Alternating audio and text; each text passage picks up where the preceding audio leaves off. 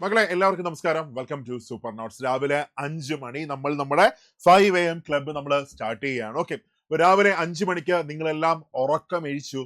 നിങ്ങളുടെ ഡേ ഇവിടെ മുതൽ സ്റ്റാർട്ട് ചെയ്യാണ്. ഇന്ന് ഒരു അടിപൊളി ദിവസമായിരിക്കും. കാരണം നിങ്ങൾ കണികണ്ടതാരെയാണ്, എന്നെയാണ്. അത്രേ ഉള്ളൂ. ഓക്കെ, അപ്പൊ മറക്കണ്ട, നമ്മൾ ഇന്ന് രാവിലെ 5 മണിക്ക് നമ്മുടെ പ്രിപ്പറേഷൻ നമ്മൾ സ്റ്റാർട്ട് ചെയ്യാണ്. ഈ 5 AM ക്ലബ്ബ് നമ്മൾ കാണുന്നു. അത് കഴിഞ്ഞ് നിങ്ങൾ നേരെ ഒരു 3 മണിക്കൂർ പോയിട്ട് എന്ത് ചെയ്യുന്നു? നിങ്ങളുടെ ടോപ്പിക്കിൽ നിങ്ങൾ പഠിച്ചു തീർക്കുന്നു. ഒരു ദിവസം ഒരു ടോപ്പിക്ക് പഠിക്കുന്നു, 5 ടോപ്പിക്കൾക്ക് റിവിഷൻ കൊടുക്കുന്നു. എല്ലാ ദിവസവും ഒരു ക്വസ്റ്റ്യൻ പേപ്പർ നിങ്ങൾ എന്ത് ചെയ്യുന്നു? നിങ്ങൾ ഫുള്ള് നിങ്ങൾ തീർക്കുന്നു. ആഹാ അന്തസ്. ഇന്ന് നിങ്ങൾക്ക് അതേപോലത്തെ ഒരു ദിവസമായിരിക്കും. ഇന്ന് നിങ്ങൾ ഇത്രയും തീർത്തിട്ട് എന്ത് ചെയ്യത്തുള്ളൂ? ഇന്നത്തെ ദിവസം നിങ്ങൾ അവസാനിപ്പിക്കത്തുള്ളൂ. ഓക്കെ, അപ്പൊ രാവിലെ എല്ലാവരെയും ഒന്ന് അടിച്ച് വിളിച്ച് എഴുന്നേൽപ്പിക്കുക. ഇതാണ് നമ്മുടെ 5 AM ക്ലബിന്റെ ലക്ഷ്യം. ഒരു ഗുഡ് സ്റ്റാർട്ട് എല്ലാ പിള്ളേർക്കും ഒരു ഗുഡ് സ്റ്റാർട്ട് എന്ത് ചെയ്യാം കൊടുക്കുക. അപ്പോൾ നമുക്ക് എന്ത് ചെയ്യാം? നമുക്ക് നമ്മുടെ ടോപ്പിക്കിലേക്ക് നമുക്ക് പോവാം. സോ ഇന്ന് ഒരു അടിപൊളി ദിവസമായിരിക്കട്ടെ. Have a wonderful day. Good morning, good morning, good morning. Okay, so നമ്മൾ ഫസ്റ്റ് നമ്മൾ നോക്കുന്നത് ഒരു കുഞ്ഞ് ടോപ്പിക്ക് നമുക്ക് ഇന്ന് തീർക്കാം. അതിന്റെ ഒരു 5 പ്രീവിയസ് ക്വസ്റ്റ്യൻസ് നമുക്ക് എന്ത് ചെയ്യാം? നമുക്ക് നോക്കാം. സോ ശ്രദ്ധിച്ചേടാ, നമ്മൾ ഇന്ന് നോക്കുന്നത് ഛോട്ടാ നാഗ്പൂർ പീഠഭൂമിയാണ് നമ്മൾ നോക്കുന്നത്. അപ്പൊ ഛോട്ടാ നാഗ്പൂർ പീഠഭൂമിയുടെ പ്രത്യേകത നിങ്ങൾക്ക് അറിയാലോ. PSCക്ക് നാണവും മാനവും അന്തസ്സും മുളുപ്പും ഉണ്ടെങ്കിൽ ഇനി ഇതിൽ നിന്ന് ക്വസ്റ്റ്യൻ ആവർത്തിക്കത്തില്ല. അത്രമാത്രം തവണ ആവർത്തിച്ച ടോപ്പിക്കാണ് ഛോട്ടാ നാഗ്പൂർ പീഠഭൂമി. ഓക്കെ, അപ്പൊ ശ്രദ്ധിച്ചേ, ദാ ഈ കാണുന്നത് നമ്മുടെ ഇന്ത്യയുടെ ഒരു മാപ്പ് ആണെന്ന് സങ്കല്പിക്കേണ്ട ആണ്. ഇത് ഇന്ത്യയുടെ മാപ്പാണ്. അപ്പൊ ഇവിടെ ഫസ്റ്റ് നിങ്ങൾ നോക്കുക, ഞാൻ ഉപദ്വീപീയ പീഠഭൂമിയെ ജസ്റ്റ് ഒന്ന് വരച്ചെടുക്കുകയാണ്. സങ്കല്പിക്കുക, ദാ ഇവിടെ ഞാൻ ഈ വരച്ചിരിക്കുന്ന ഈ മൗണ്ടെയിൻ റേഞ്ച് വന്നിട്ട് ഇത് വെസ്റ്റേൺ ഘട്ടം അല്ലെങ്കിൽ പശ്ചിമഘട്ടമാണെന്ന് സങ്കല്പിക്കുക. അത് കഴിഞ്ഞ് ഇവിടെ ഞാൻ ഈ വരച്ചിരിക്കുന്ന ഈ മൗണ്ടെയിൻ റേഞ്ച് വന്നിട്ട് ഇത് പൂർവ്വഘട്ടമാണ്. ഓക്കെ, ഈസ്റ്റേൺ ഘട്ടമാണ്.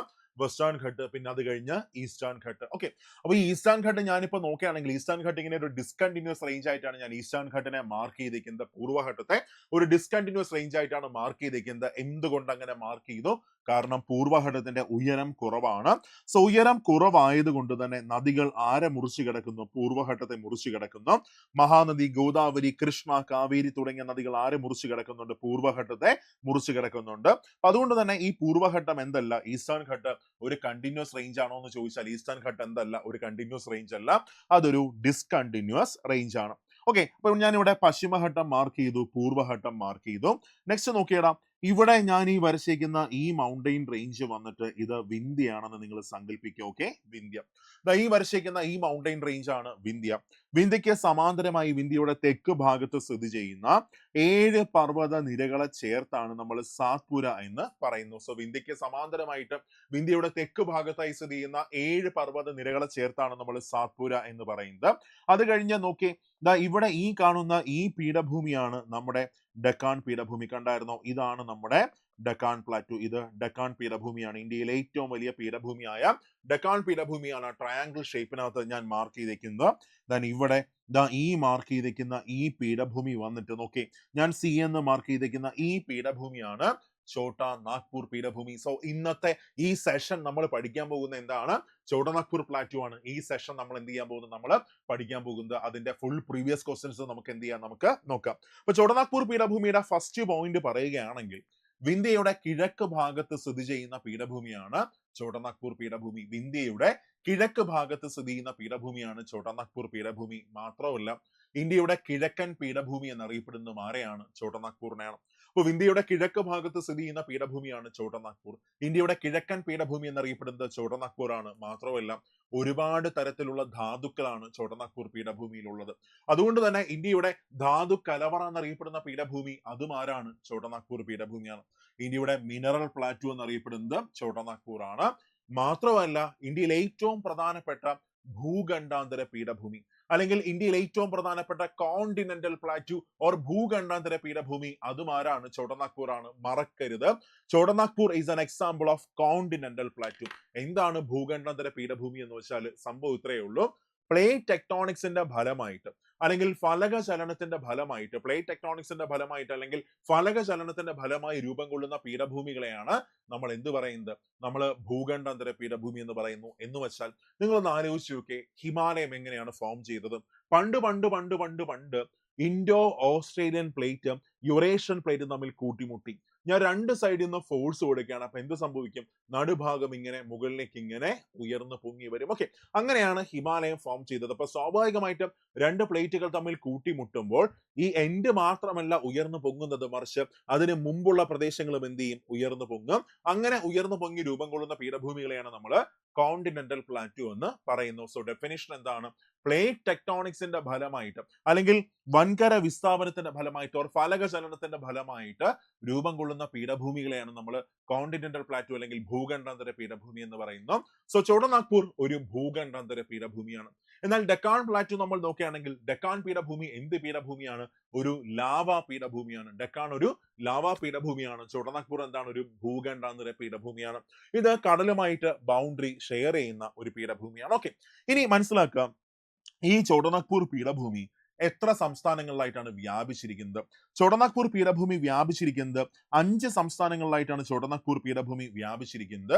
ഈ ചോടനാഗ്പൂർ പീഠഭൂമി വ്യാപിച്ചിരിക്കുന്ന 5 സംസ്ഥാനങ്ങളാണ്. ഫസ്റ്റ് വൺ, ഒന്നാമത് ജാർഖണ്ഡ് ആണ്. ഓക്കെ, ജാർഖണ്ഡ്. രണ്ടാമത് ഛത്തീസ്ഗഡ് ആണ്. ജാർഖണ്ഡ്, ഛത്തീസ്ഗഡ്. മൂന്നാമത് വെസ്റ്റ് ബംഗാൾ. ജാർഖണ്ഡ്, ഛത്തീസ്ഗഡ്, വെസ്റ്റ് ബംഗാൾ, ബീഹാർ, പിന്നെ ഒഡീഷ.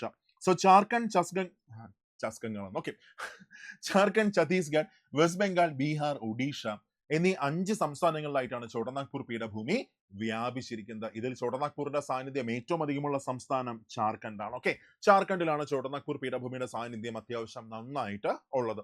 ഇനി മനസ്സിലാക്കണം, ഈ ചോടനാഗ്പൂർ ഒരു സിംഗിൾ പീഠഭൂമിയാണോ? അല്ല.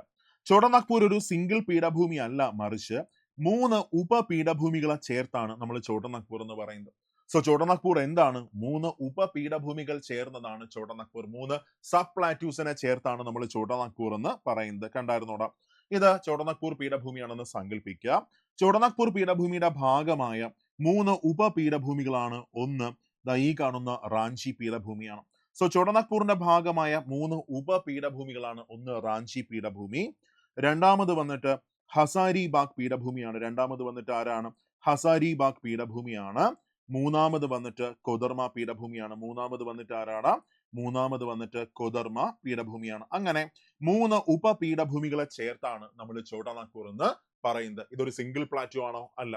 3 സബ് പ്ലാറ്റ്യൂസിനെ ചേർത്താണ് ചോടനാഗ്പൂർ എന്ന് പറയുന്നത്. ഏതൊക്കെയാണ്? Ranchi plateau, Hazaribagh plateau and Koderma plateau. ഇതിൽ ചോടനാഗ്പൂരിന്റെ ഭാഗമായ ഏറ്റവും വലിയ ഉപപീഠഭൂമി, ചോടനാഗ്പൂരിന്റെ ഭാഗമായ ഏറ്റവും വലിയ ഉപപീഠഭൂമി റാഞ്ചി പീഠഭൂമിയാണ്. എന്നാൽ ഹസാരിബാഗ് നാഷണൽ പാർക്ക് സ്ഥിതി ചെയ്യുന്നത്, ഒരുപാട് നമ്മൾ ചോദിച്ചൊരു ക്വസ്റ്റ്യൻ ആണ് Hazaribagh national park. Hazaribagh national park സ്ഥിതി ചെയ്യുന്നത് ജാർഖണ്ഡിൽ സ്ഥിതി ചെയ്യുന്നു. മൈക്ക മിനറൽസിന് പ്രസിദ്ധമായ ഇന്ത്യയിലെ പ്രദേശമാണ് കൊദർമ.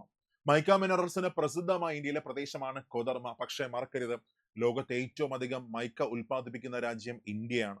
ലോകത്തെ ഏറ്റവും അധികം മൈക്ക ഉൽപ്പാദിപ്പിക്കുന്ന രാജ്യം ഇന്ത്യ. ആ ഇന്ത്യയിൽ ഏറ്റവും അധികം മൈക്ക ഉൽപ്പാദിപ്പിക്കുന്ന സംസ്ഥാനം ആന്ധ്രാപ്രദേശാണ്. ഇന്ത്യയിലെ ഏറ്റവും അധികം മൈക്ക ഉൽപ്പാദിപ്പിക്കുന്ന സംസ്ഥാനം വന്നിട്ട് ആന്ധ്രാപ്രദേശാണ്. ഓക്കെ, ആന്ധ്രാപ്രദേശ്. ക്ലിയർ അല്ലേ? ഓക്കെ ആണ്, സെറ്റാണ്. ഓക്കെ, അവിടെ ജാർഖണ്ഡ് ഒന്നും മനസ്സിനകത്ത് വരരുത്. ഈ കൊദർമ പീഠഭൂമിയിൽ എന്തുണ്ട്? മൈക്ക മിനറൽസ് ഉണ്ട്. ഓക്കെ, ഇനി അത് കഴിഞ്ഞ് നെക്സ്റ്റ് മനസ്സിലാക്കുക, ഈ ചോടനാഗ്പൂർ പീഠഭൂമിയിലെ ഏറ്റവും ഉയരം കൂടിയ കൊടുമുടി അറിയാവോടാ? അറിയെങ്കിൽ ആൻസർ ഒന്ന് കമന്റ് ഇട്ടേ.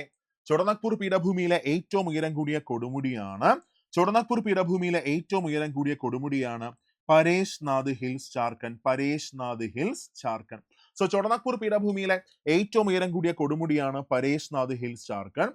പരേഷ് നാഥ് ഹിൽസ് എവിടെ സ്ഥിതി ചെയ്യുന്നത്? ജാർഖണ്ഡിലാണ്.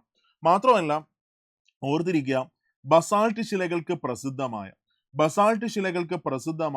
രാജ്മഹൽ ഹിൽസ് സ്ഥിതി ചെയ്യുന്നത്. ബസാൾട്ട് ശിലകൾക്ക് പ്രസിദ്ധമായ രാജ്മഹൽ ഹിൽസ് സ്ഥിതി ചെയ്യുന്നത് അതും എവിടെയാണ്? ജാർഖണ്ഡിലാണ്. സോ ബസാൾട്ട് ശിലകൾക്ക് പ്രസിദ്ധമായ രാജ്മഹൽ ഹിൽസും എവിടെ സ്ഥിതി ചെയ്യുന്നു? ജാർഖണ്ഡിൽ സ്ഥിതി ചെയ്യുന്നു. ഇന്ത്യയിലെ ബസാൾട്ട് ശിലകൾ കൂടുതലായിട്ട് കാണപ്പെടുന്ന പ്രദേശങ്ങളാണ്. ഒന്ന് ഡെക്കാൻ ട്രാപ്പ് മേഖല, രണ്ട് ഈ കാണുന്ന രാജ്മഹൽ ഹിൽസ് ആണ്. ഓക്കെ, അപ്പോൾ 2 ക്വസ്റ്റ്യൻസ്. ഒന്ന്, ചോടനാഗ്പൂർ പീഠഭൂമിയിലെ ഏറ്റവും ഉയരം കൂടിയ കൊടുമുടിയാണ് പരേഷ് നാഥ് ഹിൽസ്, ജാർഖണ്ഡ്. ബസാൾട്ട് ശിലകൾക്ക് പ്രസിദ്ധമായ രാജ്മഹൽ ഹിൽസ് എവിടെ സ്ഥിതി ചെയ്യുന്നു? ജാർഖണ്ഡില് സ്ഥിതി ചെയ്യുന്നു. ഓക്കെ, നെക്സ്റ്റ് ദാ പിടിച്ചോളാം. കഴിഞ്ഞ ഡിഗ്രി പ്രിലിംസ് എന്ന് ചോദിച്ച ഒരു ക്വസ്റ്റ്യൻ ആണ്. ഈ ചോടനാഗ്പൂർ പീഠഭൂമിയിൽ ഇങ്ങനെ അവിടെയായിട്ട് ഉയർന്നു പൊങ്ങി നിൽക്കുന്ന ടേബിൾ ടോപ്പ് പീഠഭൂമികളുണ്ട്. ഓക്കെ, അപ്പൊ ചോടനാഗ്പൂർ പീഠഭൂമിയിൽ ഇങ്ങനെ അവിടെയായിട്ട് ഉയർന്നു പൊങ്ങി നിൽക്കുന്ന ടേബിൾ ടോപ്പ് പീഠഭൂമികളുണ്ട്. ഈ ടേബിൾ ടോപ്പ് പീഠഭൂമികളെയാണ് നമ്മൾ എന്ത് പറയുന്നത്? നമ്മൾ മീസാസ് എന്ന് പറയുന്നു. സോ ചോട്ടനാഗ്പൂർ പീഠഭൂമിയിൽ ഇങ്ങനെ അവിടെ ആയിട്ട് ഉയർന്നു പൊങ്ങി നിൽക്കുന്ന ടേബിൾ ടോപ്പ് പ്ലാറ്റ്യൂസ് ഉണ്ട്. അതിനെയാണ് നമുക്ക് മീസാസ് എന്ന് പറയാൻ പറ്റുന്നത്.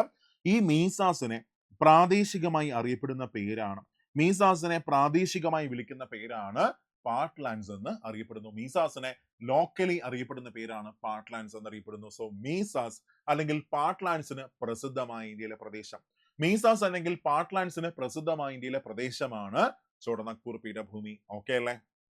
ഇതൊരു ലാൻഡ് ഫോം ആണ്. ഓക്കെ, ഒരു ഭൂരൂപമാണ് മീസാസ്. ഓക്കെ, അങ്ങനെ മീസാസ് അല്ലെങ്കിൽ പാർട്ട്ലാൻഡ്സിന് പ്രസിദ്ധമായ ഇന്ത്യയിലെ പ്രദേശമാണ് ചോട്ടനാഗ്പൂർ പീഠഭൂമി. ഇനി ഓർത്തിരിക്കുക, ഈ ചോട്ടനാഗ്പൂർ പീഠഭൂമിയിൽ ഏറ്റവും അധികം കാണപ്പെടുന്ന മണ്ണ്, ചോട്ടനാഗ്പൂർ പീഠഭൂമിയിൽ ഏറ്റവും അധികം കാണപ്പെടുന്ന മണ്ണ് ചുവന്ന മണ്ണാണ്.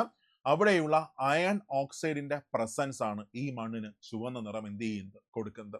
മാത്രമല്ല, ഈ ചോട്ടനാഗ്പൂർ പീഠഭൂമിയിൽ കൂടുതലായിട്ടും കാണപ്പെടുന്ന ശില മെറ്റമോർഫിക് റോക്സ് ആണ് ഇവിടെ എന്ത് ചെയ്യുന്നത്, കൂടുതലായിട്ടും കാണപ്പെടുന്നത്. മെറ്റമോർഫിക് റോക്സ് ആണ് ഇവിടെ കൂടുതലായിട്ടും കാണപ്പെടുന്നത്. കായാന്തരിത ശിലകളാണ് ഇവിടെ കൂടുതലായിട്ടും എന്ത് ചെയ്യുന്നത്, കാണപ്പെടുന്നത്. ഓക്കെ, അപ്പൊ ചോട്ടനാഗ്പൂർ പീഠഭൂമിയിൽ ഏറ്റവും അധികം കാണപ്പെടുന്ന മണ്ണ് ചുവന്ന മണ്ണ്, ഇവിടെ കൂടുതൽ മെറ്റമോർഫിക് റോക്സ് ആണ് എന്ത് ചെയ്യുന്നത്, കാണപ്പെടുന്നത്. ഇനി മനസ്സിലാക്കാം, ഈ ചോട്ടനാഗ്പൂർ പീഠഭൂമിയിൽ നിന്ന് ആരംഭിക്കുന്ന നദി, ചോട്ടനാഗ്പൂർ പീഠഭൂമിയിൽ നിന്ന് ഉത്ഭവിക്കുന്ന നദിയാണ്, പ്രധാനപ്പെട്ട നദിയാണ് ദാമോദർ. സോ ചോട്ടനാഗ്പൂർ പീഠഭൂമിയിൽ നിന്ന് ഉത്ഭവിക്കുന്ന പ്രധാനപ്പെട്ട നദിയാണ് ദാമോദറാണ്. ഓക്കെ, ദാമോദർ. സോ ചോട്ടനാഗ്പൂർ പീഠഭൂമിയിൽ നിന്ന് ഉത്ഭവിക്കുന്ന നദി അല്ലെങ്കിൽ ചോട്ടനാഗ്പൂർ പീഠഭൂമിയിലൂടെ ഒഴുകുന്ന നദി ആരാണ്? ദാമോദറാണ്. ഒരു ക്വസ്റ്റ്യൻ ഞാൻ അങ്ങോട്ട് ചോദിക്കട്ടെ, ഈ ദാമോദർ ആരുടെ പോഷക നദിയാണ്? ദാമോദർ ആരുടെ പോഷക നദിയാണെന്ന് ചോദിച്ചാൽ നമ്മുടെ മനസ്സിനകത്ത് ആദ്യം ഓടി വരും ഗംഗ ഗംഗ ഗംഗ, ഒരു മാർക്കിങ് പോയി കിട്ടും. ഓക്കെ, ആൻസർ ഹൂഗ്ലിയുടെ പോഷക നദിയാണ്. സോ ദാമോദർ ആരുടെ പോഷക നദിയാണ്? ദാമോദർ ഹൂഗ്ലിയുടെ പോഷക നദിയാണ്. ഓക്കെ, അത് കഴിഞ്ഞ ജൈവ മരുഭൂമി എന്നറിയപ്പെടുന്ന നദി ദാമോദറാണ്. ജൈവ മരുഭൂമി എന്നറിയപ്പെടുന്നത് ദാമോദറാണ്. ഇന്ത്യൻ നദികളിൽ ദുഃഖം എന്നറിയപ്പെടുന്ന നദി ദാമോദറാണ്. മറക്കരുത്, ഇന്ത്യയുടെ ദുഃഖം എന്നറിയപ്പെടുന്നത് കോസി ആണെങ്കിൽ, ഇന്ത്യയുടെ ദുഃഖം എന്നറിയപ്പെടുന്നത് കോസി ആണെങ്കിൽ ഇന്ത്യൻ നദികളിൽ ദുഃഖം എന്നറിയപ്പെടുന്നത് ദാമോദറാണ്. വെസ്റ്റ് ബംഗാളിൽ എപ്പോഴും വെള്ളപ്പൊക്കം ഉണ്ടാക്കുന്നത് കൊണ്ട് തന്നെ വെസ്റ്റ് ബംഗാളിന്റെ ദുഃഖം എന്നറിയപ്പെടുന്ന നദിയും ആര് തന്നെയാണ്? ദാമോദറാണ്. വെസ്റ്റ് ബംഗാളിന്റെ ദുഃഖം എന്നറിയപ്പെടുന്ന നദിയാണ് ദാമോദർ. ഓക്കെ, സെറ്റ് ആണ്. അത് കഴിഞ്ഞ് നെക്സ്റ്റ് വൺ, അടുത്ത ഓർത്തിരിക്കുക, നെക്സ്റ്റ് പോയിന്റ്. ഈ ചോട്ടനാഗ്പൂർ പീഠഭൂമിയിൽ സ്ഥിതി ചെയ്യുന്ന രണ്ട് പ്രധാനപ്പെട്ട കൽക്കരി ഖനികളാണ്. ചോട്ടനാഗ്പൂർ പീഠഭൂമിയിൽ സ്ഥിതി ചെയ്യുന്ന രണ്ട് പ്രധാനപ്പെട്ട കൽക്കരി ഖനികളാണ്. ഒന്നാമത്തേത് റാണിഗഞ്ച് ആണ്. ഓക്കെ, റാണിഗഞ്ച്. അങ്ങനെ ചോട്ടനാഗ്പൂർ പീഠഭൂമിയിൽ സ്ഥിതി ചെയ്യുന്ന രണ്ട് പ്രധാന കൽക്കരി ഖനികളാണ്. ഒന്ന് റാണിഗഞ്ച് വെസ്റ്റ് ബംഗാളിൽ സ്ഥിതി ചെയ്യുന്നു, രണ്ടാമത്തേത് ജാറിയാണ്. ജാറി എവിടെ സ്ഥിതി ചെയ്യുന്നത്? ജാർഖണ്ഡില് സ്ഥിതി ചെയ്യുന്നു. അങ്ങനെ ചോട്ടനാഗ്പൂർ പീഠഭൂമിയിൽ സ്ഥിതി ചെയ്യുന്ന രണ്ട് പ്രധാനപ്പെട്ട കൽക്കരി ഖനികളാണ്. ഒന്ന് റാണിഗഞ്ച് വെസ്റ്റ് ബംഗാൾ, രണ്ടാമത്തേത് ജാറിയ ജാർഖണ്ഡ്. ഇതിനകത്ത് ഓർത്തിരിക്കുക, ഇന്ത്യയിലെ ആദ്യത്തെ കൽക്കരി ഖനി അല്ലെങ്കിൽ ഇന്ത്യയിലെ ആദ്യത്തെ കൽക്കരി പാടം റാണിഗഞ്ച് ആണ്. ഇന്ത്യയിലെ ആദ്യത്തെ കോൾ മൈൻ വന്നിട്ട് റാണിഗഞ്ച് ആണ്. എന്നാൽ ഇന്ത്യയിലെ ഏറ്റവും വലിയ കൽക്കരി ഖനി ആരാണത്? ജാറിയാണ്. ഓക്കെ, ജാറിയ എവിടെ സ്ഥിതി ചെയ്യുന്നത്? ജാർഖണ്ഡിൽ സ്ഥിതി ചെയ്യുന്നു. ഇനി മനസ്സിലാക്കുക, ഇന്ത്യയിൽ ഏറ്റവും അധികം കൽക്കരി ഉൽപ്പാദിപ്പിക്കുന്ന സംസ്ഥാനം, ഇന്ത്യയിൽ ഏറ്റവും അധികം കോള് പ്രൊഡ്യൂസ് ചെയ്യുന്ന സ്റ്റേറ്റ് ജാർഖണ്ഡാണ്. അപ്പൊ അതുകൊണ്ട് തന്നെ ഇന്ത്യയുടെ ധാതു സംസ്ഥാനം എന്നും ഇന്ത്യയുടെ കൽക്കരി സംസ്ഥാനം എന്നൊക്കെ അറിയപ്പെടുന്നത്, ഇന്ത്യയുടെ കോൾ സ്റ്റേറ്റ് എന്നും ഇന്ത്യയുടെ മിനറൽ സ്റ്റേറ്റ് എന്നൊക്കെ അറിയപ്പെടുന്ന ആരാണ്? ജാർഖണ്ഡാണ്. ഓക്കെ, നെക്സ്റ്റ് ഓർത്തിരിക്കുക, ഈ ചോട്ടനാഗ്പൂർ പീഠഭൂമിയിൽ സ്ഥിതി ചെയ്യുന്ന പ്രധാനപ്പെട്ട യുറേനിയം ഖനിയാണ് ജാദുഗുഡ. ചോട്ടനാഗ്പൂർ പീഠഭൂമിയിൽ സ്ഥിതി ചെയ്യുന്ന പ്രധാനപ്പെട്ട യുറേനിയം ഖനിയാണ് ജാദുഗുഡയാണ്. ജാദുഗുഡ. സോ ചോട്ടനാഗ്പൂർ പീഠഭൂമിയിൽ സ്ഥിതി ചെയ്യുന്ന പ്രധാനപ്പെട്ട യുറേനിയം ഖനിയാണ് ജാദുഗുഡ. ഈ ജാദുഗുഡ എവിടെ സ്ഥിതി ചെയ്യുന്നത്? ജാർഖണ്ഡിലാണ് സ്ഥിതി ചെയ്യുന്നത്. ഓക്കെ, അപ്പൊ ചോട്ടനാഗ്പൂർ പീഠഭൂമിയിൽ സ്ഥിതി ചെയ്യുന്ന ഏറ്റവും പ്രധാനപ്പെട്ട യുറേനിയം ഖനിയാണ് ജാദുഗുഡ. ജാദുഗുഡ എവിടെ സ്ഥിതി ചെയ്യുന്നു? ജാർഖണ്ഡില് സ്ഥിതി ചെയ്യുന്നു. എന്നാൽ തെറ്റരുത്, ഇന്ത്യയിലെ ഏറ്റവും അധികം യുറേനിയം ഉൽപ്പാദിപ്പിക്കുന്ന സംസ്ഥാനം, ഇന്ത്യയിൽ ഏറ്റവും അധികം യുറേനിയം ഉൽപ്പാദിപ്പിക്കുന്ന സംസ്ഥാനം ആന്ധ്രാപ്രദേശ് ആണ്. ഓക്കെ, ആന്ധ്രാപ്രദേശ്. ആന്ധ്രാപ്രദേശിലെ തുമ്മലപ്പള്ളി, ആന്ധ്രാപ്രദേശിലെ തുമ്മലപ്പള്ളി യുറേനിയം പ്രൊഡക്ഷന് വളരെ വളരെ വളരെ പ്രസിദ്ധമാണ്. ആന്ധ്രാപ്രദേശിലെ തുമ്മലപ്പള്ളി യുറേനിയം ഖനനത്തിന് വളരെ പ്രസിദ്ധമാണ്. ഓക്കെ, ഇനി അത് കഴിഞ്ഞ് മറ്റൊരു ക്വസ്റ്റ്യൻ ഞാൻ ചോദിക്കട്ടെടാ, ഈ ചോട്ടനാഗ്പൂറിന്റെ റാണി എന്നറിയപ്പെടുന്നത് ആരാണ്? ആരായിരിക്കും ചോട്ടനാഗ്പൂറിന്റെ റാണി എന്നറിയപ്പെടുന്നത്? Queen of Chotanagpur. സോ ചോട്ടനാഗ്പൂറിന്റെ റാണി എന്നറിയപ്പെടുന്നത് നേതാർ ഹട്ടാണ്. നേതാർ ഹട്ടാണ് ചോട്ടനാഗ്പൂറിന്റെ റാണി എന്നറിയപ്പെടുന്നത്. നേതാർ ഹട്ടാണ്. മറക്കരുത്, ഹിമാലയത്തിന്റെ റാണി എന്നറിയപ്പെടുന്നത് ഡാർജിലിംഗ് ആണ്. ഹിമാലയത്തിന്റെ റാണി ഡാർജിലിംഗ്. സുഖവാസ കേന്ദ്രങ്ങളുടെ റാണി എന്നറിയപ്പെടുന്നത് മുസൂറിയാണ്. സുഖവാസ കേന്ദ്രങ്ങളുടെ റാണി മുസൂറി, ലാൽ ബഹദൂർ ശാസ്ത്രി IAS അക്കാഡമി മുസൂറിയിൽ സ്ഥിതി ചെയ്യുന്നു. ദെൻ സുഖവാസ കേന്ദ്രങ്ങളുടെ രാജകുമാരി എന്നറിയപ്പെടുന്നത് കൊടൈക്കനാലാണ്. സുഖവാസ കേന്ദ്രങ്ങളുടെ രാജകുമാരി കൊടൈക്കനാൽ. ഡെക്കാണിന്റെ റാണി എന്നറിയപ്പെടുന്നത് പൂനെ മഹാരാഷ്ട്ര. ഡെക്കാണിന്റെ റാണി പൂനെ മഹാരാഷ്ട്ര. സാത്പുര പർവ്വത നിരയുടെ റാണി എന്നറിയപ്പെടുന്നത് പശ്മർഹിയാണ്. സോ സാത്പുരയുടെ റാണി പശ്മർഹിയാണ്. മധ്യപ്രദേശിലെ പശ്മർഹിയാണ് സാത്പുരയുടെ റാണി. നീലഗിരിയുടെ റാണി എന്നറിയപ്പെടുന്നത് ഊട്ടിയാണ്. നീലഗിരിയുടെ റാണി ആരാ? ഊട്ടിയാണ്. അതേപോലെ ചോട്ടനാഗ്പൂരിന്റെ റാണി എന്നറിയപ്പെടുന്നത് നേതാർ ഹട്ടാണ്. ചോട്ടനാഗ്പൂരിന്റെ റാണി നേതാർ ഹട്ടാണ്, മറക്കരുത്. ദെൻ പശ്ചിമഘട്ടത്തിന്റെ രാജ്ഞി എന്നൊക്കെ അറിയപ്പെടുന്നത് നീലക്കുറിഞ്ഞിയാണ്. നമ്മുടെ പശ്ചിമഘട്ടത്തിന്റെ രാജ്ഞി എന്നൊക്കെ അറിയപ്പെടുന്നത്. ഇനി ഇവിടെയുള്ള ധൻബാദ് എന്ന് പറയുന്ന പ്രദേശം ജാർഖണ്ഡിലാണ് വരുന്നത്. ഇവിടെയുള്ള ധൻബാദ് എന്ന് പറയുന്ന പ്രദേശം മിനറൽസിനെല്ലാം തന്നെ വളരെ വളരെ വളരെ പ്രസിദ്ധമാണ്. ഇവിടെയുള്ള ധൻബാദ്. പ്രണാമം. ഓക്കെ, അപ്പൊ പ്രധാനമായിട്ടും ഇവിടെ നടക്കുന്ന വ്യവസായം എന്താണെന്ന് ചോദിച്ചാൽ ചോട്ടനാഗ്പൂർ പീഠഭൂമിയിൽ സ്ഥിതി ചെയ്യുന്ന പ്രധാനപ്പെട്ട വ്യവസായങ്ങൾ ഒന്ന് ഇരുമ്പ് വ്യവസായം തന്നെയാണ്. സ്റ്റീൽ ഇൻഡസ്ട്രി തന്നെയാണ് ഇവിടെ ഏറ്റവും അധികം ഉള്ളത്. ആരാണ്? സ്റ്റീൽ ഇൻഡസ്ട്രി ആണ്. ഓക്കെ, ക്ലിയർ ആണ്. അപ്പൊ ഇത്രയുമാണ് ചോട്ടനാഗ്പൂരിന്റെ പ്രധാനപ്പെട്ട പോയിന്റ്സ് വരുന്നത്. നമുക്കിനി എന്ത് ചെയ്യാം? ചോട്ടനാഗ്പൂരിന്റെ അടിപൊളിയായിട്ടുള്ള പ്രീവിയസ് ക്വസ്റ്റ്യൻസ് നമുക്ക് എന്ത് ചെയ്യാം? നമുക്കൊന്ന് പ്രാക്ടീസ് ചെയ്യാം. ക്ലിയർ അല്ലേ? ചോട്ടനാഗ്പൂർ നിങ്ങൾക്ക് ഭംഗിയായിട്ട് അടിപൊളിയായിട്ട് മനസ്സിലായി എന്നാണ് എന്റെ വിശ്വാസം. ഓക്കെ, സെറ്റാണ്. ഫിഗറൊക്കെ വരച്ച് നന്നായിട്ട് നിങ്ങൾക്ക് മനസ്സിലായി. ഇനി നെക്സ്റ്റ് ഇതിന്റെ ക്വസ്റ്റ്യൻസ് ഒന്ന് പ്രാക്ടീസ് ചെയ്യാം. ഒന്ന്, ചോട്ടനാഗ്പൂർ പീഠഭൂമിയെ സംബന്ധിച്ചുള്ള താഴെ കൊടുത്തിരിക്കുന്ന പ്രസ്താവനകൾ പരിശോധിക്കാം. അപ്പൊ ചോട്ടനാഗ്പൂരിനെ സംബന്ധിച്ചുള്ള താഴെയുള്ള പ്രസ്താവനകൾ എന്ത് ചെയ്യുക? പരിശോധിക്കാം. നിങ്ങൾക്ക് ഇവിടെ ഞാൻ 3 സ്റ്റേറ്റ്മെന്റ് നിങ്ങൾക്ക് തന്നിട്ടുണ്ട്. ആ 3 സ്റ്റേറ്റ്മെന്റ് ജസ്റ്റ് ഒന്ന് വായിച്ചു നോക്കേ. ഒന്ന്, പ്രസ്താവന ഒന്ന് ഇതാണ്. ഇത് പ്രധാനമായും ഇൻഡോ ഗംഗാ സമതലത്തിന് തെക്ക് ഭാഗത്താണ് സ്ഥിതി ചെയ്യുന്നത്. ഗംഗാ സമതലത്തിന് തെക്ക് ഭാഗത്തായാണ് ചോട്ടനാഗ്പൂർ പീഠഭൂമി സ്ഥിതി ചെയ്യുന്നത്. ശരിയാണോ തെറ്റാണോ നോക്കുക. ഇവിടെ ഫസ്റ്റ് നമുക്ക് മാപ്പ് വരയ്ക്കാം. ദാ ഈ മാപ്പിനകത്ത് ദാ ഈ കാണുന്നതാണ്, ഞാനിങ്ങനെ പച്ച കളറിൽ മാർക്ക് ചെയ്തേക്കുന്ന ഈ ഭാഗമാണ് നമ്മുടെ ഗംഗാ സമതലം. ഇതാണ് ഉത്തര മഹാസമതലം അല്ലെങ്കിൽ ഗംഗാ സമതലം. സോ ഗംഗാ സമതലത്തിന്റെ തെക്ക് ഭാഗത്തായിട്ടാണ് ആര് സ്ഥിതി ചെയ്യുന്നത്? ചോട്ടനാഗ്പൂർ പീഠഭൂമി സ്ഥിതി ചെയ്യുന്നത്. ശരിയല്ലേ? വടക്ക് ഹിമാലയമാണ്, തെക്ക് ആരാണ്? ചോട്ടനാഗ്പൂർ പീഠഭൂമിയാണ്. അങ്ങനെ ഫസ്റ്റ് സ്റ്റേറ്റ്മെന്റ് നമുക്ക് എന്ത് ചെയ്യാം? നമുക്കൊരു ടിക്ക് കൊടുക്കാം. ഫസ്റ്റ് സ്റ്റേറ്റ്മെന്റ് ഞാൻ എന്ത് ചെയ്തു? ഒരു ടിക്ക് കൊടുത്തായിരുന്നു. 2, ധാതുക്കളിൽ സമ്പന്നമായ ഈ പ്രദേശത്തിന് മിനറൽ ബൗൾ ഓഫ് ഇന്ത്യ എന്നൊക്കെ അറിയപ്പെടുന്നു. ഇന്ത്യയുടെ ധാതു കലവറ എന്നൊക്കെ അറിയപ്പെടുന്നു. കറക്റ്റ് ആണ്. ഇന്ത്യയുടെ ധാതു കലവറ എന്നറിയപ്പെടുന്ന പീഠഭൂമി ആരാണ്? ചോട്ടനാഗ്പൂർ ആണ്. ഒരു ഡൗട്ടും ഇല്ല. 3, പ്രസ്താവന 3, നദികളായ ദാമോദർ, സോൺ, സുബർണരേഖ, ബ്രാഹ്മിണി എന്നിവ ഈ പ്രദേശത്തോട് ഒഴുകുന്നു. അപ്പം ഓർത്തു വെച്ചേ, ദാമോദർ മാത്രമാണ് ഒഴുകുന്നത്? അല്ല, ദാമോദർ മാത്രമല്ല ഒഴുകുന്നത്. ആരൊക്കെ ഒഴുകുന്നുണ്ട്? സോൺ അതിലൂടെ ഒഴുകുന്നുണ്ട്. സുബർണരേഖ എന്ത് ചെയ്യുന്നുണ്ട്? അതിലൂടെ ഒഴുകുന്നുണ്ട്. അതുപോലെ ബ്രാഹ്മണി നദി എന്ത് ചെയ്യുന്നുണ്ട്? അതിലൂടെ ഒഴുകുന്നുണ്ട്. സോ ഈ സ്റ്റേറ്റ്മെന്റും കറക്റ്റ് ആണ്. അപ്പൊ ചോട്ടനാഗ്പൂർ പീഠഭൂമിയിലൂടെ ഒഴുകുന്ന പ്രധാനപ്പെട്ട നദികൾ ആരൊക്കെയാണ്? ദാമോദർ ഒഴുകുന്നുണ്ട്, സോൺ ഒഴുകുന്നുണ്ട്, സുബർണരേഖ ഒഴുകുന്നുണ്ട്, ബ്രാഹ്മണി നദിക്ക് എന്ത് ചെയ്യുന്നുണ്ട്? ഒഴുകുന്നുണ്ട്. അപ്പൊ ഇവിടെ ഒന്നാമത്തെ സ്റ്റേറ്റ്മെന്റ് കറക്റ്റ് ആണ്, രണ്ടാമത്തെ സ്റ്റേറ്റ്മെന്റ് കറക്റ്റ് ആണ്, മൂന്നാമത്തെ സ്റ്റേറ്റ്മെന്റ് കറക്റ്റ് ആണ്. അപ്പൊ ആൻസർ ഏതാണ്? ഡി ആണ്. 1, 2, 3 ആണ് കറക്റ്റ് ആൻസർ. ഡി ആണ് കറക്റ്റ് ആൻസർ. ഓക്കെ അല്ലേ? ക്ലിയർ ആണ്. നെക്സ്റ്റ് വൺ, അടുത്ത് ചോട്ടനാഗ്പൂരിന്റെ രാജ്ഞി എന്നറിയപ്പെടുന്നത് കുറച്ച് മുമ്പ് നമ്മൾ പഠിച്ചേ ഉള്ളൂ. ചോട്ടനാഗ്പൂരിന്റെ രാജ്ഞി എന്നറിയപ്പെടുന്നത് ആരാണ്? നേതാർ ഹട്ടാണ് കേട്ടോ. നേതാർ ഹട്ടിനെയാണ് നമ്മൾ ചോട്ടനാഗ്പൂരിന്റെ റാണി എന്ന് വിശേഷിപ്പിക്കുന്നത്. നേതാർ ഹട്ടാണ്. ഉള്ള ക്യൂൻസ് മൊത്തം നമ്മൾ എന്ത് ചെയ്തു? നമ്മൾ പഠിച്ചു. സോ ചോട്ടനാഗ്പൂരിന്റെ റാണി നേതാർ ഹട്ടാണ്. ജാർഖണ്ഡിലാണ് ഇത് സ്ഥിതി ചെയ്യുന്നത്. നെക്സ്റ്റ് വൺ, അടുത്ത ക്വസ്റ്റ്യൻ, താഴെ പറയുന്ന പ്രസ്താവനകൾ ഏത് നഗരവുമായി ബന്ധപ്പെട്ടതെന്ന് തിരിച്ചറിയുക. ഞാൻ നിങ്ങൾക്ക് ഇവിടെ 3 സ്റ്റേറ്റ്മെന്റ്സ് തന്നിട്ടുണ്ട്. കണ്ടായിരുന്നു? 3 സ്റ്റേറ്റ്മെന്റ്സ് തന്നിട്ടുണ്ട്. ഈ 3 സ്റ്റേറ്റ്മെന്റ്സ് ഏത് നഗരവുമായിട്ടാണ് ബന്ധപ്പെട്ടിരിക്കുന്നത്? ഒന്ന്, ഇന്ത്യയുടെ കൽക്കരി തലസ്ഥാനം എന്നറിയപ്പെടുന്നു. ഓക്കെ, കൽക്കരി തലസ്ഥാനം, ഇന്ത്യയുടെ കൽക്കരി തലസ്ഥാനം എന്നറിയപ്പെടുന്നു. ഖനികളുടെ നഗരം എന്നറിയപ്പെടുന്നു. സെൻട്രൽ സ്കൂൾ ഓഫ് മൈൻസ് സ്ഥിതി ചെയ്യുന്നു. അപ്പോൾ ഓർത്തിരിക്കുക, ഞാൻ നേരത്തെ പറഞ്ഞു ഇവിടെയുള്ള ധൻബാദ് മിനറൽസിനൊക്കെ വളരെ പ്രസിദ്ധമാണ്. ആൻസർ ആരാണ്? ഡി ആണ്, ധൻബാദ് ആണ്. അപ്പൊ ധൻബാദിന്റെ 3 സ്റ്റേറ്റ്മെന്റ്സ് ഒരിക്കലും നിങ്ങൾ മറക്കരുത്. ധൻബാദിന്റെ 3 സ്റ്റേറ്റ്മെന്റ്സ് എന്തൊക്കെയാണ്? ഒന്ന്, ഫസ്റ്റ് വൺ, ഇന്ത്യയുടെ കൽക്കരി തലസ്ഥാനം. മറക്കരുത്, ഇന്ത്യയുടെ കൽക്കരി സംസ്ഥാനം എന്നറിയപ്പെടുന്നത് ജാർഖണ്ഡ് ആണ്. എന്നാൽ ഇന്ത്യയുടെ കൽക്കരി തലസ്ഥാനം എന്നറിയപ്പെടുന്നത് ജാർഖണ്ഡിലെ ധൻബാദ് ആണ്. അത് കഴിഞ്ഞ് 2, ഖനികളുടെ നഗരം എന്നറിയപ്പെടുന്നു. കറക്റ്റ് ആണ്. ധൻബാദിന്റെ ഒരു വിശേഷണമാണ് ഖനികളുടെ നഗരം എന്നറിയപ്പെടുന്നു.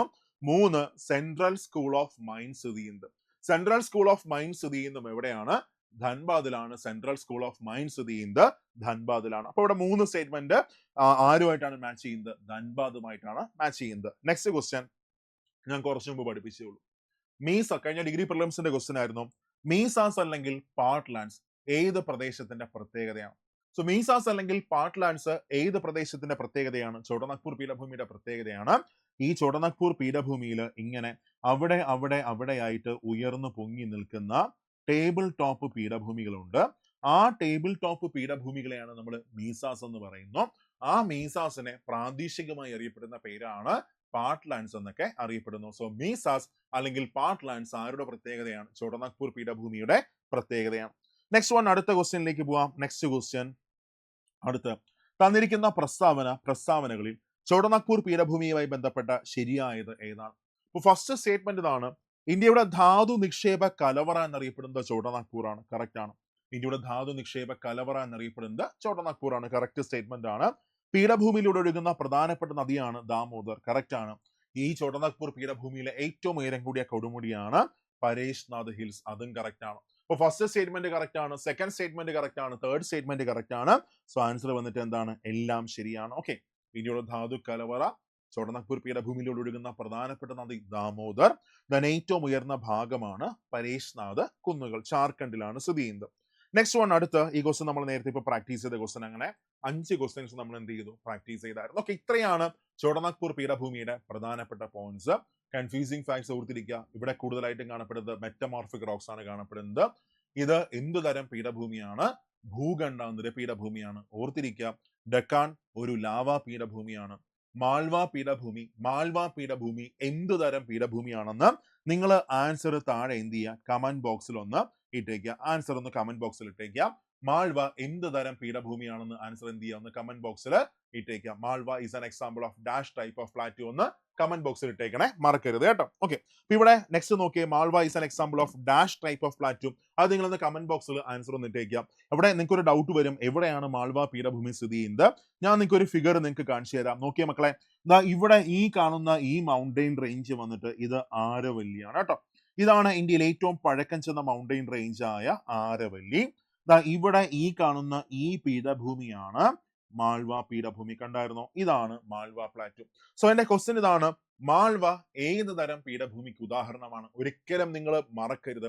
ചോടനാഗ്പൂർ is an example of continental plateau, Deccan is an example of lava plateau, and Malwa is an example of dash type. താഴെ കമന്റ് ബോക്സിൽ നിങ്ങൾ എന്ത് ചെയ്യുക? നിങ്ങൾ ആൻസർ ഇട്ടേക്കുക കേട്ടോ. ക്ലിയർ ആണ്? അങ്ങനെ ചോടനാഗ്പൂർ പീഠഭൂമി നമ്മൾ സംഭവ ബഹുലമായിട്ട് നമ്മൾ എന്ത് ചെയ്തു? നമ്മൾ കവർ ചെയ്തു. മക്കളെ, നാളെ മുതൽ ഗ്രൂപ്പ് ഡി നിങ്ങൾക്ക് അപ്ലൈ ചെയ്യാം. അതായത് നാളെ മുതൽ ആപ്ലിക്കേഷൻ സ്റ്റാർട്ട് ചെയ്യും. അപ്പോൾ ഗ്രൂപ്പ് ഡി അപ്ലൈ ചെയ്യാനായിട്ട് ആരും മറക്കരുത്. നിങ്ങൾ 10th പാസ് ആണെങ്കിൽ, 10ാം ക്ലാസ് പാസ് ആണെങ്കിൽ നിങ്ങൾക്ക് എന്ത് ചെയ്യാം? നിങ്ങൾക്ക് ഗ്രൂപ്പ് ഡി നിങ്ങൾക്ക് അപ്ലൈ ചെയ്യാം. ഹയർ എഡ്യൂക്കേഷൻ ക്വാളിഫിക്കേഷൻ ഒരു പ്രശ്നവും വരുന്നില്ല. സ്ത്രീകൾക്കും പുരുഷന്മാർക്കും എല്ലാം തന്നെ ഗ്രൂപ്പ് ഡി എന്ത് ചെയ്യാം? അപ്ലൈ ചെയ്യാം കേട്ടോ. അപ്പൊ അതൊന്ന് അപ്ലൈ ചെയ്തേക്കണേ, പെട്ടെന്ന് അപ്ലൈ ചെയ്യല്ലേ മക്കളെ. അതായത് പോസ്റ്റ് പ്രിഫറൻസ് നിങ്ങൾ ആലോചിച്ച് നോക്കുക. എവിടെ ഏതൊക്കെ പോസ്റ്റ് പ്രിഫറൻസ് കൊടുക്കാം? വനിതകൾക്ക് നല്ല പോസ്റ്റ് ഏതാണ്? ഇപ്പൊ ചില പോസ്റ്റുകളാണെങ്കിൽ അതിന്റെ പ്രൊഡക്ഷൻ യൂണിറ്റിലായിരിക്കും നിങ്ങൾക്ക് അഡ്വൈസ് ചെയ്തിട്ടുണ്ട്. ഫോർ എക്സാമ്പിൾ, ഇവിടെ കേരളത്തിൽ ഒന്നിന്റെ പ്രൊഡക്ഷൻ യൂണിറ്റ് ഇല്ല. അപ്പൊ നിങ്ങൾ അവിടെ ഫസ്റ്റ് പ്രയോറിറ്റി കൊടുത്താൽ നിങ്ങളുടെ ജീവിതകാലം മൊത്തം എവിടെ പോയി കിടക്കേണ്ടി വരും? തമിഴ്നാട്ടിൽ പോയി കിടക്കേണ്ടി വരും. അപ്പോൾ നോക്കിയും കണ്ടും ശേഷം മാത്രം കുറെ വീഡിയോകൾ കാണുക, എന്തൊക്കെയാണ് ജോലി എന്ന് മനസ്സിലാക്കുക. അത് നമ്മുടെ ചാനലിൽ ഇട്ടിട്ടുണ്ട്. സ്ത്രീകൾക്ക് അപേക്ഷിക്കാൻ പറ്റുന്ന പോസ്റ്റുകൾ ഏതൊക്കെയാണെന്ന് മനസ്സിലാക്കുക. പയ്യന്മാർക്ക് അപേക്ഷിക്കാൻ പറ്റുന്ന പോസ്റ്റുകൾ ഏതൊക്കെയാണെന്ന് മനസ്സിലാക്കുക. എല്ലാം ഒന്ന് മനസ്സിലാക്കിയ ശേഷം മാത്രം പതുക്കെ സാവധാനത്തിൽ നിങ്ങൾ എന്ത് ചെയ്യുക? ഗ്രൂപ്പ് ഡി ഒന്ന് ആപ്ലിക്കേഷൻ സ്റ്റാർട്ട് ചെയ്യുക, അപ്ലൈ ചെയ്യുക. ഓക്കെ, സോ നന്നായിട്ട് ഇന്നത്തെ ദിവസം നിങ്ങൾ യൂട്ടിലൈസ് ചെയ്യുക. ഓക്കെ, അപ്പോൾ നമുക്ക് എന്ത് ചെയ്യാം? നമുക്ക് മറ്റൊരു സെഷനിൽ നമുക്ക് കാണാം. അപ്പൊ ഇന്നത്തെ ദിവസം ഒരു അടിപൊളി കിടിലം ദിവസമായിരിക്കട്ടെ. ഇത് കഴിഞ്ഞ് ആരും എന്ത് ചെയ്യരുത്? കിടന്ന് ഉറങ്ങരുത്. നിങ്ങൾ രാവിലെ 5 മണിക്ക് എനിക്കുന്ന ലക്ഷ്യം എന്താണ്? ഇന്ന് തൊട്ട് നിങ്ങളുടെ പ്രിപ്പറേഷൻ എന്ത് ചെയ്യുക? നിങ്ങൾ സൂപ്പറായിട്ട് സ്റ്റാർട്ട് ചെയ്യുക. അല്ലെങ്കിൽ നിങ്ങളിപ്പോൾ സ്റ്റാർട്ട് ചെയ്തുകൊണ്ടിരിക്കുന്ന കണ്ടുകൊണ്ടിരിക്കുന്ന ആൾക്കാരാണ്, അവർക്ക് എന്ത് ചെയ്യുക? നേരെ പോവുക, ഒരു പുതിയ ടോപ്പിക്ക് പഠിക്കുക, 5 ടോപ്പിക്കുകൾക്ക് റിവിഷൻ കൊടുക്കുക, ഒരു ക്വസ്റ്റ്യൻ പേപ്പർ ഫുൾ അങ്ങ് വർക്ക് ചെയ്യുക. അന്തസ് അടിപൊളി. ഓക്കെ, അപ്പോൾ നമുക്ക് മറ്റൊരു സെഷനിൽ കാണാം. Thank you all. ബൈ.